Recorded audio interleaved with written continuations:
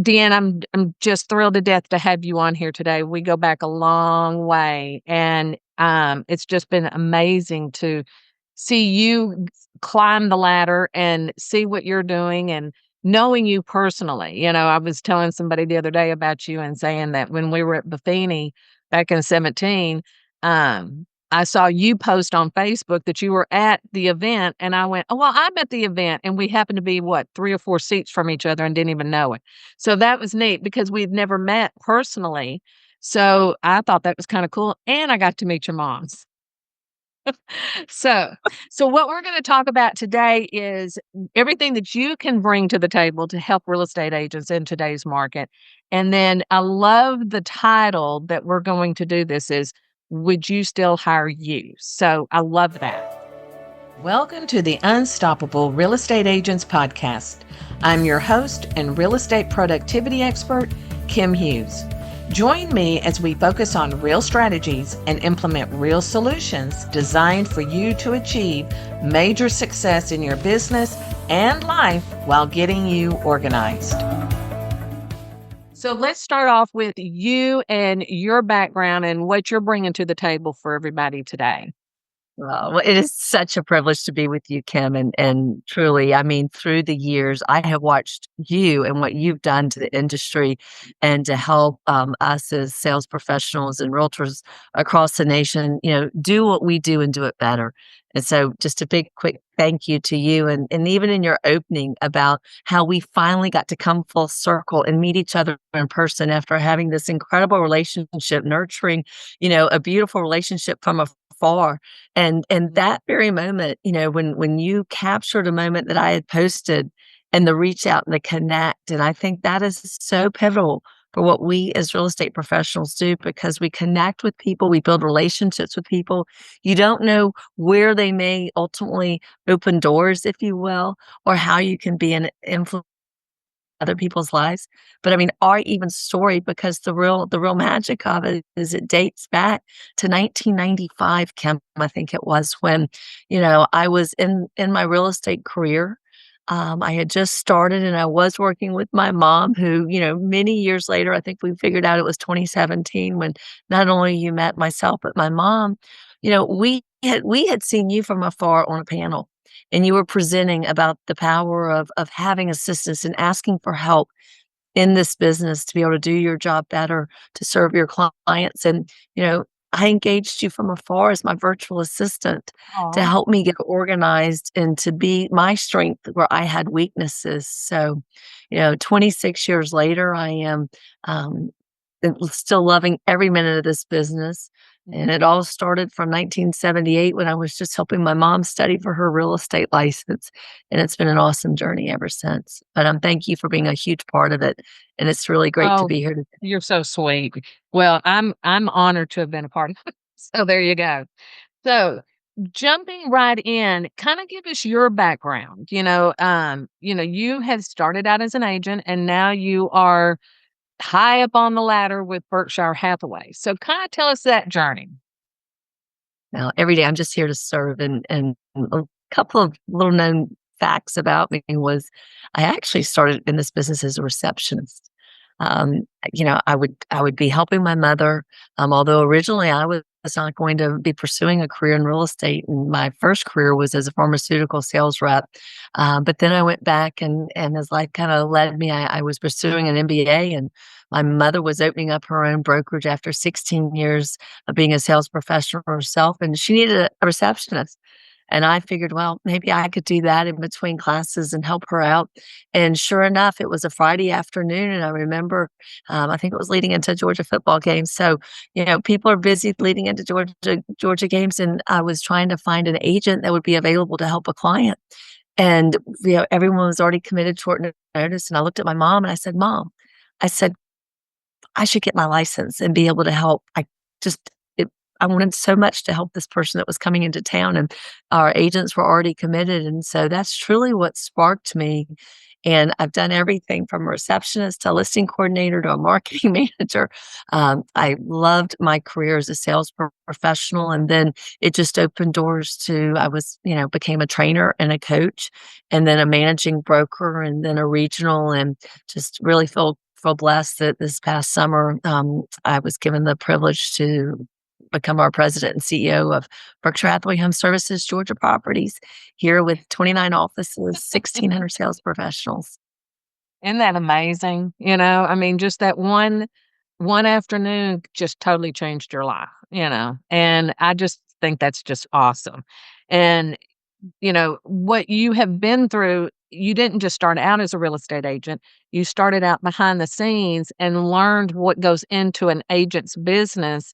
And I think that's something that's very unique that most brokerages or, senior vice presidents, they don't experience. So what you bring to the table to help, the agents that y'all have to learn how to be, what I always say is you're an entrepreneur, Right. but you're also a real estate agent. So you have to learn how to run your business, because if you don't run your business successfully, you're going to fail, because it's going to catch up to you in the long run. That's So, right. kind of talking about that with your background, when you are training your agents, that's probably a big part of what you bring to the table is you've got to know this. You may not do it yourself, but you still have to know how to do it. Right. I use this analogy. We talk to our independent contractors or our sales professionals, that they are the CEO of their own business, an Mhm. enduring business, but they've got to have enough acumen to understand the operations and the marketing, and even whether they're doing it within their company and leaning in on the support of a company, or they do go to build a team, understanding the financial piece, understanding the operations and the business marketing side of things. You've got to have that multidimensional ability to keep it moving forward. So Mhm. that's well said. But I'm a big believer, and you need to lean in on your team. And whether you're an individual agent, leaning into the team support of your company, or if you get to a place in your career where you are looking to expand your team, or when you were like me, who is an individual agent that leaned into you to help me with my Mhm. virtual assistant work back in the day. Well, it's kinda like they say, "What do you hate to do?" And find the person that does love it and let them do it. That's It right. It's doesn't that good matter. old-fashioned Ben Franklin list, what are you really Exactly. strong at? And what could Mhm. we and also, what's the highest net worth activities and return on investment activities for you as a sales professional, which we all know is being out frontline with the people, talking to them, showing, negotiating, writing offers at closing, and, repeat. Yep. You can Repeat, delegate the repeat, other. repeat. You got it. You got it. Yep. So kinda take us through when you onboard a new agent. What would you say, maybe 2 tips that you would give a new agent when you're onboarding them? Kinda Well, the walk us down first that. such a great question, and prior to welcoming someone to our company, we do spend a lot of time really laying out, the expectations and what the career is. Through my career, I have and for me to be able to identify talent as it is for me to be able to counsel talent up front before they take the leap into this business. Is this business right for them?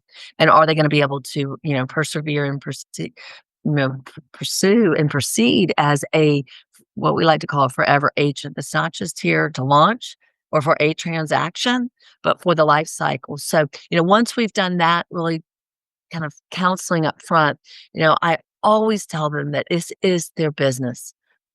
We do not hire hobbyists. We are gifted with the privilege of bringing people home and invested with helping them navigate wealth accumulation in their most important financial asset that most people will ever own, whether it's residential or then taking them into the commercial path and so forth. And so, we've got to be there. And Kim, I just read a fascinating statistic that, pre-pandemic, people are living in their homes and moving every 4 to 7 years. That is doubling. Right now, it is looking like people are staying in their homes every 10 to 13 years. But NAR statistic and all the wonderful research that they put out has an agent that has an average tenure of less than 8 years. So think about that. You know, homeowners are outliving and outlasting the tenure of a realtor's duration. And so there's a gap. So we're so passionate about asking our agents and asking them to be prepared to not do this for just a moment, but to make it something that's going to be a milestone in their life that'll become their forever career. So there. And then number two, I used to always teach post license, and one of my first questions would be, "Why'd you get in this business?" And I knew when somebody says, "Oh, I love to look at houses and I love to drive around and they're beautiful." Well, the short answer was wait till you go through your first inspection and there's squirrels in the attic or there's a stucco problem or there's termites in the Mhm. wood and you may not like houses as much as you first thought you did, but if you love people and you love helping them achieve dreams and you love helping move them forward and building communities, then this is the business for you. So I go back to what's their why? Why did they feel that this was the right career for them? And are they ready to move forward? And do they have a client base? Do they know people? And if they don't have a big sphere, are they willing to go out and meet? Another little quick before I turn it back to you, Kim, if I could, is Oh, sure. sometimes people say, "Oh, but your mother was in this business for 45 years, so this was easy for you." It was not because I No. picked up in my very first couple of months, and I moved to a totally new market in Charleston, South Carolina. I didn't know a soul, and I did not have a sphere, and I did not have a network. And so I go back Mhm. to that number 2 recommendation was I knew in order to make this business a career for me forever, I had to be able to network and build loyalty and trust with raving fans, Mhm. in order to succeed. So those are my 2 probably biggest points. It's a business, it's not a hobby, Right. and you gotta be in it for the people. And I totally 150% agree with you because when I talk to agents, they just look at the real estate business, buying and selling real estate. They don't look at the systems that go into place to run that successful business. So when I talk to agents, I always ask them, find out what your company or your brokerage or your team leader is going to give you and help you succeed. Because when you succeed, they succeed. And if they're not going to give you those tools, then you need to find the right brokerage or the right team leader, or agent, whatever that may be, that's going to be able to help you build your business because everybody wants to succeed, but a lot of them just get thrown out there and then they don't know what to do. And so they get very frustrated. And then, what you want, it's kind of like I always say, I love competition, but you better bring your game because I'm Right. bringing mine, you bring yours. And when you do that, it's a great You're right. relationship. And I think now more than ever to the statistic I just shared, you gotta bring your game and you Mhm. gotta be the best you can be at point of sale, in nurturing that relationship so that they'll be willing to entrust you with that investment, whether it's buying or selling. But now we've got this continuum, this longer gap that Mhm. what are you able to do to provide relevancy? Is it continually providing real estate market reviews? Is it having the affinity, the core partners that can take a look at, is it time to refinance? Do you need to have a different mortgage opportunity? Have you had a life change? Do you need to be having, legal advice? Is it right to LLC or do you need to have a title review done? Do Mhm. you have peace of mind with insurance and with warranty or even pest control? And what's happening now in between the transaction? Because we as real estate professionals, there's gonna be a longer life cycle until we're probably called back in many cases to be at that point of sale for that particular game phase. So Right. what are we gonna do to keep cheering from the sidelines in order to also Mhm. generate the trust for referrals and repeat business and investments and so forth? So I think this is something that I'm seeing in my, nearly 3 decades in this industry that we've got to be able to respond to like never before and not Mhm. just rely on that moment in time when they are ready to have us open the doors to a new home or property. Yeah, and one thing I think in the time that we are in right now, a lot of agents haven't experienced this type of a season.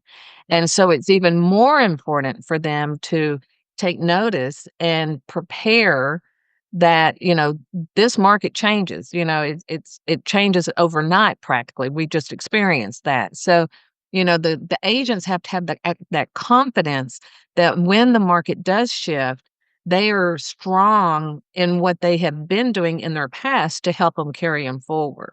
Like One you of my said, a strong, past client database. If you don't have a good Kim, it's database, build it. Yeah, you've got that's right. That is your you just client got to base, build it. and I love that comment because I was just speaking with one of our top agents who's been in the business, 18 years, and her comment to me was, "DeAnn, I just realized I gotta get back on my game with sharpening my negotiating skills." So if someone's Mhm. been in the business less than 3 years, or they've been in the business, but they've been in a marketplace where, you were getting 42 offers on a property and there was no due diligence, no financing, no appraisal Yeah. contingency, and it was either take it like this, honing the skill set of negotiating. I think is probably one of the best things that we as professionals can be doing right now, because we Mhm. are getting back into, I call it the great reset, is what we're going through Yes. right now. I always like to see things, positive despite what's in the headlines and the Mhm. news, That's right. because this is a normalizing, this is a recalibration, and this is a good thing to be able to Mhm. make the experience more reasonable and not as inflated as what we experienced the past, 2 to 3 years. Right. Well, it's kinda like I heard somebody talking, I may not say this correctly, but they were saying, um when a home buyer or a home seller comes to them and says, "Well, with the interest rates and with this going on and that going on, is this a good time for me to sell?" And he said, "My question is always right back to them. Is this a good time for you to sell? Why are you selling right now? Because everybody is going to buy and sell. It's just a different season for everybody." I don't know if I said that right, but you know what I mean by it is that, like, when my husband and I bought our first house, that was in 1980, late '80s, and we were paying, like, 18% interest, and we were thrilled because all of our friends were paying 22 to 24%, but it was our season, and we wanted a home. We said, "You know what? We'll buy the home." We didn't know any different, but then when the rates came down, then we decided, "Okay, is it smart to refinance?" and things like that. So it's like the market is always ready to buy and sell. It's just when that home buyer is ready or that home seller is ready. I don't know if You that came said out. it right. No, you said absolutely right. We even posted some kind of consumer sentiment marketing pieces, because if you really think about to exactly what you just said, Kim, you know, if you bought a home in the past 2 or 3 years, right? But if the price appreciation had escalated so high, or maybe you got into a bidding war and you paid 30, 40, $50,000, $100,000 more, yet you got a 3% interest rate. When you back out into the monthly payment, what does that really equate to versus if now as prices are settling back in, and sure, maybe you're hitting a 6% interest rate that you can always refinance. We know this about Mhm, interest rates. They're gonna be cyclical, just like the mhm, market, and over the past 30 years, the average interest rate has been right around 7%. I think it was 6.65 or 6.68 mhm. was the last statistic. So we're right in a normal interest rate, but you know this, you can't buy happiness, Yeah, but you can't put a price on what you're gonna be able to do when you make a move and you move into a home that fulfills your needs and fulfills your lifestyle. It accomplishes the dream, and there's no mhm. price you can put on those lifestyle moments. So No. we absolutely tell our people, and NAR's predicting that, sure, maybe we won't have nearly 7 million people moving this year, and that's okay. We need to get the Mhm. inventory back to give you the options, and if they're predicting over 4 million, that's still a lot of opportunities, Right. and there are gonna be opportunities around you. And I Mhm. also think we'll see a decline in the number of agents leveling out who got into the business for whatever the reason was the past 3 years and are realizing that, you know, you gotta have some muscle and be willing to last in this business to Right. survive. Well, So if we it's go back, all worthwhile. yeah, when you go back to, 2008 through 2010, when big short sales and the collapse of the financial industry and all of that, you know, it was a wake-up call for a lot of agents, even those that have been in the business for years. They had to rethink, how can I help my community? And I said, if you go into that with an attitude of how can I help instead of how much money am I gonna make, it'll all come full circle. And it did. And it was so cool to be in the back end watching these agents who tried to help these homeowners get out of their home with dignity. And then when the market changed, those homeowners came back to that agent and bought homes from them going forward. So it was like this is incredible to be a witness to, and so I kinda look at it. I don't think it's like it is now, but, it's a much better market, but it's the same thought process, be strong in what you have to offer your clients, and you will survive. You'll have a strong back end business, you'll be confident of what you have to offer, and your community will have confidence in you, so I think Confidence that's is a the big word thing. right there. Confidence Mhm. and trust. Those are the 2 words. Yeah. So you talked about, you know, to become a solid performer, let's talk about a couple of tips that you can give someone that you can offer an agent. whether they're new or seasoned, so what would you offer there? Well, one of my favorite kind of challenges or asks that I am known to say is when I have the opportunity to be in front of a group or even just, talking and coaching an agent one-on-one, whether it's the beginning of their career or a milestone year and they've been doing this a long time, I always say, look in the mirror and say, would you hire you? If you've been Mhm. doing it a long time, would you still hire you? If you were a buyer or seller, would you entrust the most important, financial asset that you have in you? And it's a humbling exercise because when you really kind of peel back the onion and it goes, "Oh, you know what? I really do need to refine my listing presentation or the skill set that I'm bringing, or maybe, Mhm. now's the right time as the market is shifting. I need to go back and reevaluate my marketing proposal, my marketing plan, because maybe what I was needing to do the past 2 or 3 years was different when a sign was put in the yard and it sold, and then, let the games begin at that moment." Right. So I always say that is number 1. I mentioned number 2 earlier, the negotiating piece. Right. But I think that the biggest piece too that we have an incredible opportunity as professionals is to educate the consumer more and more. The Mhm. process of buying and selling anything in the world has changed so drastically through the pandemic. Think about it. Whatever you want right now, you can pretty much get in the palm of your hand. And you can compare and you can research, and it can come with ease and it can become fluid. And as Mhm. Harris Poll is saying, 90% of consumers out there, I think is the latest quote, it might even be higher than that, are seeking an all integrated, all in one seamless experience. They want the process of buying and selling a home to be less complicated and less ridden with fear and stress. Now, it's always going to be, stressful because you're dealing with people's financial assets, you're dealing with the emotions of a move. I mean, it is wrought with a lot of different moving parts.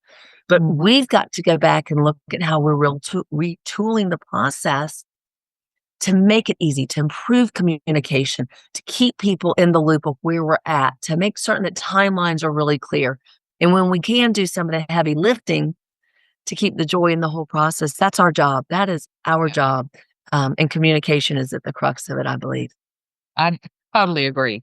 Communication, it's like I was telling some clients the other day in a conference call that, whether that lead is brand new, came to you through social media, your website, whatever, know what you're going to do with that lead. Listen to what they say because a lead that's, say, 0 to 3 months out, is gonna be different than a 6 to a 9-month lead, okay? That's just a lead. But then, so you've got to make sure that you can talk to them in that capacity, but then also know what you're going to talk to and educate your current clients, your active clients. So this was something I laughed because somebody brought this to my attention about a month ago, and I said something about, well, the pre-listing process.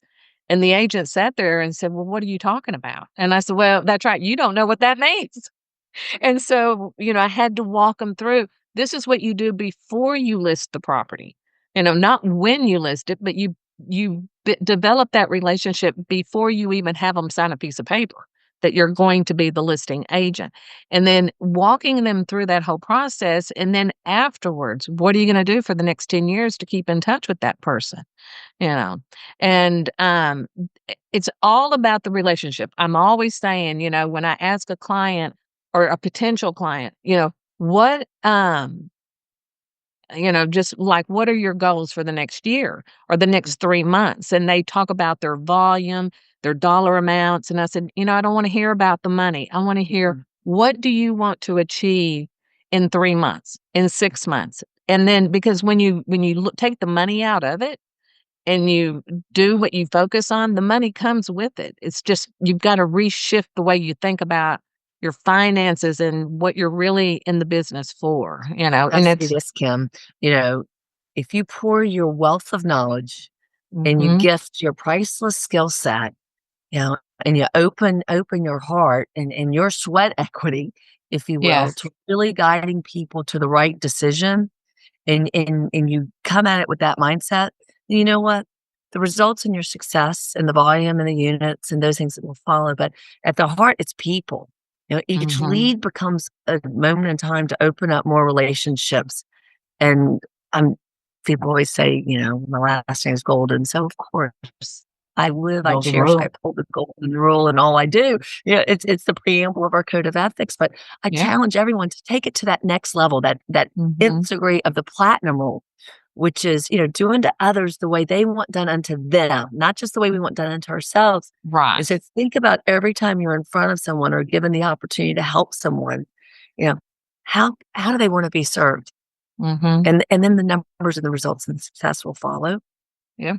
That's true. I say it all the time. I said, especially with the world we're in today, customer service has really dropped. And so when you can go beyond the expectations of somebody, I don't care whether you're the guy that's at McDonald's handing the sack out the window with your food already in the bag, if he's got a smile on his face and he's like, thank you for, coming, that to me is like, oh, wow, where you don't get that anymore. So if you just treat people the way you would want to be treated, but how do they expect to be treated? You're gonna blow them out of the water without even trying because the customer service is just people don't expect good customer service anymore, because it's just fallen. And it's sad, and we all have experienced it. I mean, we all have bad days, but we all have experienced like, gosh, if they just smiled, or just held the door open for me or something like that. Some little something that just can go a long way because I always told my kids, I said, you don't know what somebody else is going through. So you always smile and acknowledge them and look them in the eye. And if you do that, you probably did the best thing for them all day long. So I that's don't the want to way misquote the book, but I think it was in Raving Fans. I mean, they talk about that even fast service had in many instances is not fast or it's yes. not delivered with the expectation. Now there's certain fast foods that have leaned in, the past couple of years more than ever, and they've even revamped their whole drive-through system, and they have Mm-hmm. people, live people. They're taking your order and saying, "How may I help you?" and "Thank you," and Yeah. "Have a great day," and "Thanks for Yeah. coming back," and, I mean, if that's what's happening in the world of exceptional fast food service for those that are trying to stand out, we've definitely gotta be doing it when Oh, we're yeah. handling Yeah. the most important financial investment for people. Absolutely. So let's talk about you and how you manage all of this being a mother of two. I mean, what are they? Middle school? Middle school? Yeah. That's what I thought. Yeah. So kind of walk through how you balance all of that with, from the time you get up in the morning until the time you go to bed with all the things that the kids are doing and you're doing. Well, I'd be misleading if I didn't say it wasn't sometimes a challenge, and it is a juggle. You're juggling. We're all juggling. Oh, yeah. I mean, life is a series of balls, and we're trying to keep them going. But I do believe that much like my great mentor and our chairman emeritus now, who had served as our president, Dan Forsman, he always said, "Own the morning."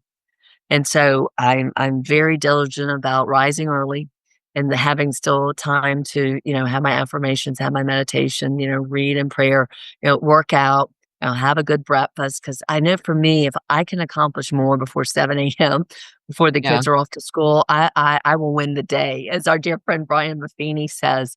And that's where I had to really ensure that my systems in the morning and to not get down rabbit holes or as I like to in cul-de-sacs, with things that pull me away. So for instance, a quick pass in the morning of my email cannot become a 45-minute, getting derailed from what I have to get accomplished first or getting called off surfing the web or being distracted. And those are Mhm. the things too. The next piece is whatever's going to be the biggest challenge I have to face that day. Dan always also told me, swallow the frog first. It's kind of a funny saying. Oh, I don't know that's who funny. really said it, but take those things that are making you apprehensive or that are challenging or maybe difficult conversations, handle those up front. And then Jim Rohn, who is just an incredible mentor and just motivator, he says, be there. Wherever you are, be there. So when I'm with the kids, getting them ready for breakfast in the morning or getting Wilson's karate ready or getting Grace ready for cheer or math or swim practice, be there. Be there with the people in your lives when you're there. Right now with you, I'm all here. You I know are. that there's text messages probably coming in and there's things coming and there's bills to pay, there's things pulling at me, but give people the gift of your time Mhm. and be decisive and be efficient. And then just realize, you know what? It's okay. I'm not perfect. My car may Yeah, be a mess right now, but it's okay. You know, I'll do that this weekend. Give yourself grace and mercy. yeah, Kim, I'm widowed. I lost my husband when my children were very young. Just a total, upset our entire world, and the mm, stability and the normalcy. And so I had a choice, do you break down or do you break through? right. And was it hard? Absolutely.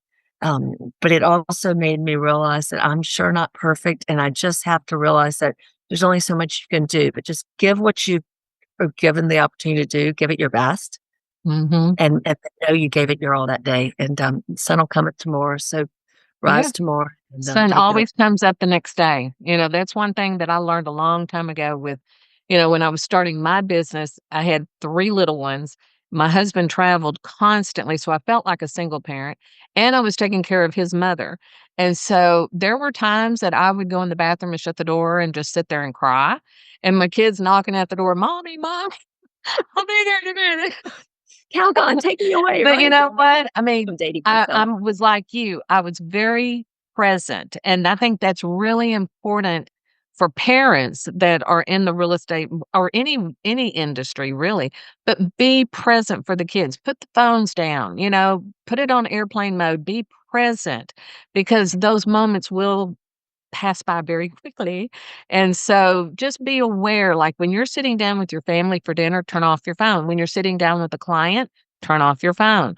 That person has given you their time. And then in the world that we live in the fast pace, that time is fragile and it's precious. And so we want to make sure that us as entrepreneurs, we pass that on to the client, make them feel as equally as important as we would want our family to feel. I personally think. I So agree, and I'm a big list person. I mean, I write down all my goals. I'm big on business planning. I think having visual goals, having scorecards, I've got a big whiteboard, yeah. and that way it helps keep it on task, and then you can prioritize, what's urgent and imminent and what can be passed but it keeps record, and then constantly be evaluating that, so. Mhm. I totally agree. So let me ask you this, on a personal level, when you are not doing real estate and you're not with the kids, what does DeAnn like to do? What are your hobbies?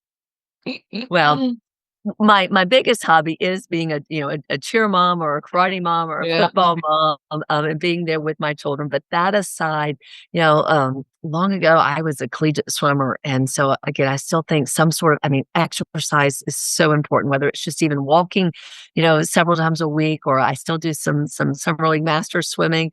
But Oh, finding a wow. way that you can get out and be physical, whether it's yoga or whether it's running, whatever it is, whether it's a hobby, I think that's so good because without your health, you have nothing. And Right. so I always try to ensure that no matter how busy and crazy the weeks are, that there is at least some kind of dedicated time, at least, 4 times a week that I can do some sort of exercise. And that just, it fuels me up. It lets my brain. I also love to read. I love, motivational books and I love podcasts. I love to cook, but that's one thing that right now with our busy lives and I just don't have the time to do it Yeah. as much. But those are pieces that on the weekend, being a weekend warrior to cook is wonderful. But to me, it's about new adventures and Mhm. finding things that I can expose my children to that we can do together now, whether it's golf or skiing, but kind of living now through their eyes Isn't is it great? That to me when my kids all graduated, somebody asked me, they said, "Oh my gosh, what are you gonna do now?" And I went, "Well, I've identified through my children so much, but I enjoyed being that mom." I mean, I had boys, so I didn't have the cheer squad and all that, but you know what? I was wearing those football jerseys and I was team mom and I was and I loved it. So it's you just find what makes you happy. What makes one happy doesn't make the other. So, that's what I just tell people. Don't compare yourselves to somebody else. Find what the joy is in you and what puts that fire going. And then go for that, and then you'll figure it out, you know? And in our So business, I mean, where it is activities that put you in contact with other dynamic people, I mean, that see? becomes in a way that not only you build a great personal relationship, but when the trust is there and there's a respect and then, that does open opportunities for you to help them too, with whatever it is, whether it's in real estate or in other ways in the community. So it's Mhm. just kind of a thread that weaves between us all. Yeah, I totally agree. Well, I'm just gonna sit here and just say, I love talking to you. I always love talking to you. And, in watching you, I follow you on social media and I see what the kids are doing and everything. So, and I see your mom and I just love y'all to death, and so, Well, we love you too, um, and you've been a gift to us in so uh, many ways, and, well, um you've been just, I mean, when I saw you in San Diego, I was like, I cannot believe this, this is so great. So yeah, it's fun and I'm glad, because I think that was the last time that there was, well, there may have been one more, but then everything shut down. but they And so now things are starting to people are starting to have conferences again and all of that, and I always say, if you're gonna go to a conference, go prepared to learn, and make sure what conference you're going to, you're learning you walk away with action, so that was something that I always say. and you network, Um you make invaluable relationships as you Mhm. go, Yes. and I would be remiss for those that are listening, I mean, what you've brought, though, Kim, to the industry has been fulfilling a need that so many of us that are heavily sales-oriented have needed and being Mhm. able to help us get the systems and the processes in place for our business, or to be able to have a virtual assistant or support, or to be able to coach someone through what you're doing. So, you have been such an asset to this industry, in so many ways that, it is such a valuable partnership to have what your Mhm. skill set and what your team does helping us to be able to do better what we do, with what our God-given talents are. So That's again, right. Well, thank you you for are so everything. wonderful. You're just wonderful. You know that. I know that. So, Love but love anyway, so is there everybody's a anything gift. that you would like to close with that, somebody can go and leave this conversation and go take action on one thing? If they could take action on anything, what would that one thing that you would say a real estate agent could do? Um, Whether I would say, first of all, go look in the mirror and say, "Would you still hire you?" And would you hire you today, tomorrow, for 5 years, for 10 years, for 20 years, for 25 years? I truly believe right now what is gonna be the game changer is the agents that are committed to being in this business, as I said earlier, for the life cycle of the people that they know that are in their sphere and in their friendship bank and in their life. Because to me right now, knowing that there's going to be that longer cycle between where we're at point of buy or sale, we've got to be a trusted advisor for all things real estate, all things community, Mm, promoting our communities, telling the story of the incredible assets that are there and the reason why people would wanna come home to where you are and to get involved in your communities more. This is gonna be a game changer, and so right now, that would probably be my number one, and to think back through, if you were having, an event this Friday with 250 of the most important people in your lives, when's the last time you talked to them? When's the last time you offered them a financial real estate portfolio review? When's the last time you talked to them about their wealth accumulation strategy? Because if they're people that you know and love and care about, to the point you'd have them into your home or at an event or a marriage or whatever it might be, or a graduation for a child, what are you doing to help them take every advantage of the power of the American dream and home ownership? And don't just wait. Don't wait for them to call you. It's mhm. our opportunity to be that spokesperson and be that guide. So that's probably the best advice that I can give. Um, and it's Great it's advice. Yeah. makes for a really, really rewarding career too. Mhm. They have to be adapt and just what I always say is a good agent can adapt to any shift in the market. So, be prepared. It's not gonna be smooth riding all the time. I So love this quote I said yesterday. I had our big company-wide kickoff yesterday, and I don't know who said it, so I'm sorry to not cite the source, but had a great slide, and it was these waves, and it was a surfer, and it was like, you can't stop the waves, but you can learn to surf. And that's what we've gotta keep doing, because this is just another wave that our market's gonna see. mhm. And the way we continue to persevere and not be beaten down is keep learning different ways how to surf through and ride Yep. the waves. You're so right. You're so right. Well, thank you so much. I really do appreciate your time. I know it's very valuable and everything. And, I'm sure I would love to have you on here again and talk about another topic. You've got so much we could talk about. Thank you so much for tuning in. And if you know someone, and I bet you do, who would appreciate this podcast, please share it with them.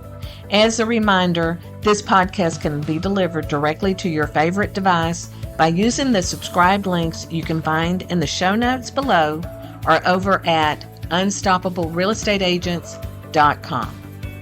Remember, it takes as much energy to wish as it does to plan. Have a great day.